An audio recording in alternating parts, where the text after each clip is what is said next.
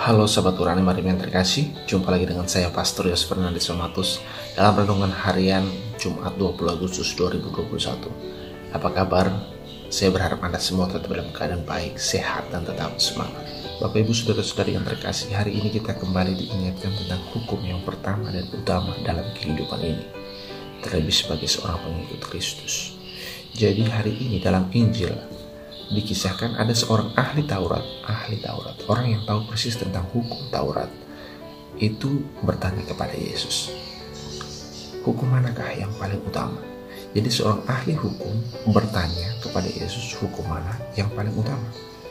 Dan Yesus mengatakan bahwa hukum yang paling utama adalah kasih, yaitu kasihilah Tuhan Allahmu dengan segenap hatimu, dengan segenap jiwamu, dengan segenap akal budimu, dan dengan segenap tenagamu.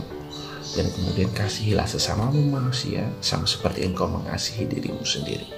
Dengan mengatakan bahwa hukum kasih adalah hukum yang pertama dan utama, Yesus sekaligus mengingatkan, menegur, dan memberikan suatu tamparan keras kepada ahli Taurat dan kaum Farisi. Mereka itu orang yang sangat memperhatikan hukum. Mereka menjalankan hukum Taurat sampai kepada hal-hal yang kecil sekali. Mereka sangat detail, sangat taat terhadap apa yang ditulis, yang digariskan dalam hukum Taurat. Tapi mereka abai terhadap kasih. Mereka menjalankan hukum, tapi mereka mengabaikan kasih.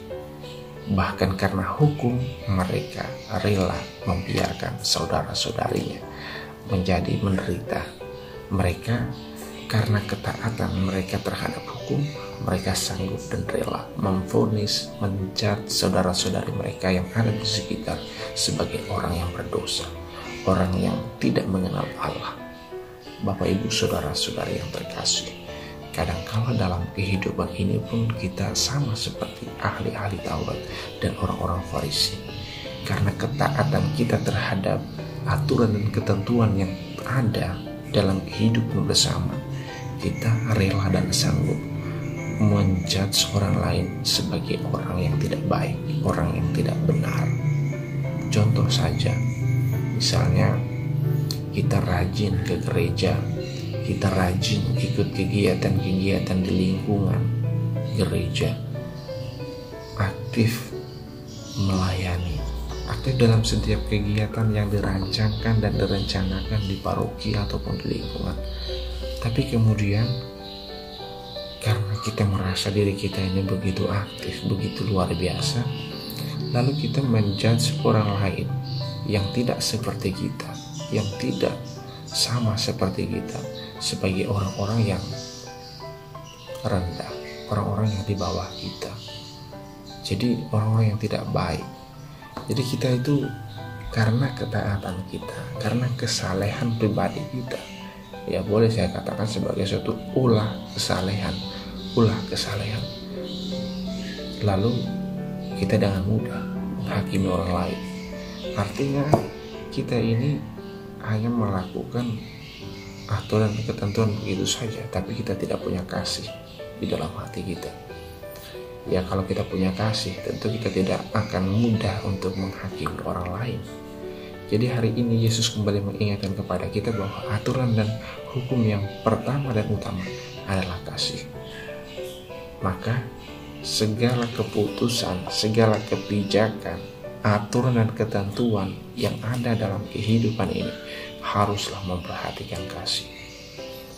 Kalau kita menjalankan aturan ketentuan yang ada, kalau kita melakukan segala hal-hal yang bersifat sebagai suatu ulah kesalehan, tapi kemudian kita mengabaikan orang-orang yang ada di sekitar, mengabaikan orang-orang yang membutuhkan pertolongan kita, maka sesungguhnya kita belum sungguh-sungguh menjalankan aturan, ketentuan, dan kehendak Tuhan sendiri. Tuhan mengingatkan bahwa aturan yang utama dan pertama adalah kasih. Maka tugas kita dalam dunia ini pertama-tama adalah mengasihi, mencintai. Bapak Ibu Saudara-saudari yang terkasih, mengasihi dan mencintai itu juga berhubungan erat dengan bagaimana pengenalan kita akan Allah, bagaimana relasi kita dengan Allah.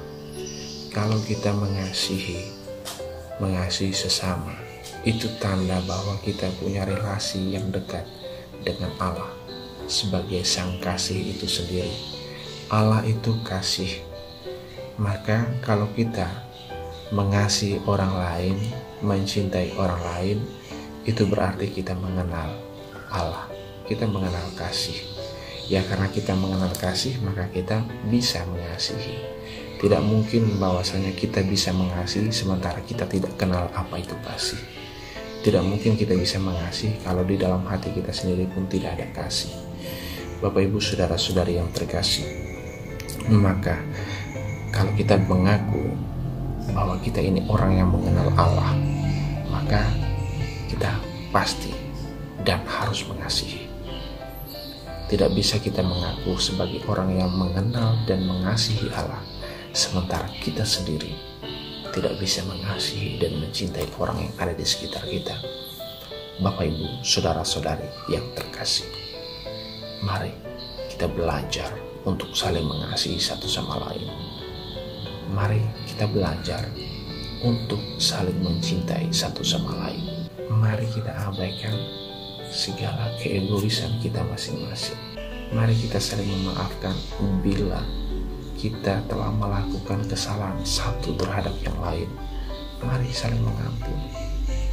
Jangan kita hidup dalam kebencian, hidup dalam kemarahan, karena itu hanya akan menghancurkan diri kita sendiri.